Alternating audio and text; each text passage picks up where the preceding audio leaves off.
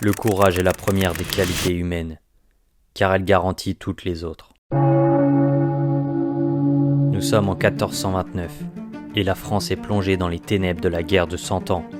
Au centre de cette époque troublée, une jeune paysanne de Domrémy, Jeanne d'Arc, émerge comme une lueur d'espoir.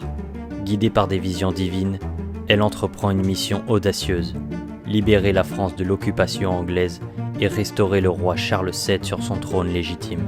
À cette époque, Charles VII est un roi sans couronne, sa légitimité contestée, son royaume en ruine.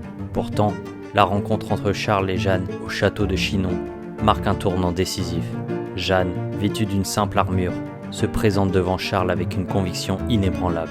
L'arrivée de Jeanne d'Arc dans l'arène politique et militaire française bouleverse les stratégies établies. Elle inspire non seulement les troupes, mais aussi le peuple, ravivant un sentiment d'unité et de patriotisme. Sous sa bannière, les armées françaises remportent une série de victoires cruciales, dont la levée du siège d'Orléans, un exploit qui change le cours de la guerre. Cependant, c'est lors de la campagne de Reims que Jeanne d'Arc accomplit son véritable miracle. Elle mène Charles VII à travers les territoires ennemis, affrontant embuscades et forteresses. Le 17 juillet 1429, dans la cathédrale de Reims, Charles est couronné roi de France. Cette cérémonie empreinte de symbolisme et de triomphe représente non seulement la reconnaissance de Jeanne par Charles VII, mais aussi la légitimation divine de son règne. Le parcours de Jeanne d'Arc est une leçon intemporelle. Dans les moments de désespoir, le courage et la foi peuvent renverser les destins.